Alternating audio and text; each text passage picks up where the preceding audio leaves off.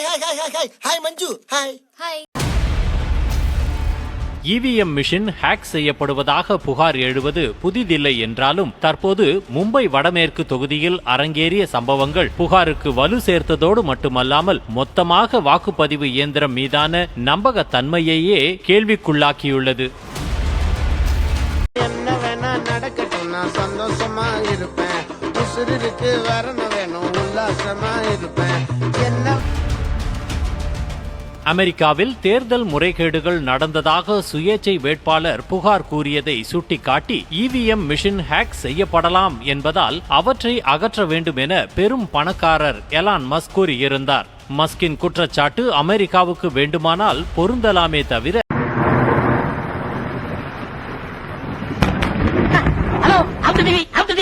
இந்தியாவுக்கு பொருந்தாது என மத்திய அமைச்சர் விளக்கமளித்த மறுநாளே இந்தியாவில் உள்ள மும்பை வடமேற்கு மக்களவை தொகுதியில் இவிஎம் மிஷின் ஹேக் செய்யப்பட்டதாக அதிர்ச்சி புகார் எழுந்துள்ளது.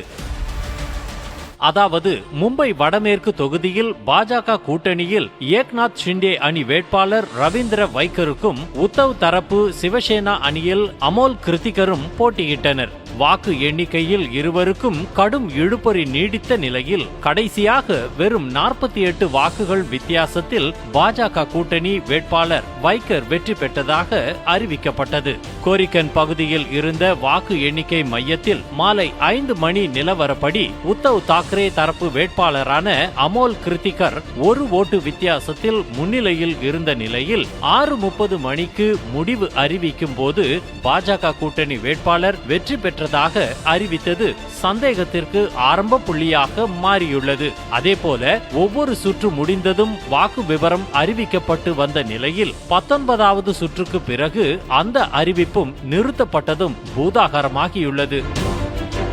இன்னும் முக்கியமாக வாக்கு எண்ணிக்கை நடக்கும்போது வைக்கரின் உறவினரான மகேஷ் பண்டில்கர் என்பவர் மையத்திற்குள் வந்ததாகவும் அவர் செல்போன் பயன்படுத்தியதாகவும் சுயேச்சை வேட்பாளர்கள் 2 பேர் ஒரே மாதிரி குற்றம் சாட்டி இருப்பது அதிர்ச்சிக்கு மேல் அதிர்ச்சியாக உள்ளது.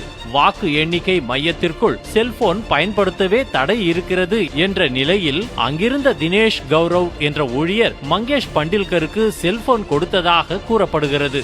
அந்த செல்போனில் இருந்து வந்த ஒன் டைம் பாஸ்வேர்டை போட்டு வாக்குப்பதிவு இயந்திரத்தை மங்கேஷ் அன்லாக் செய்ததாக பகீர் கிளப்பப்படுகிறது.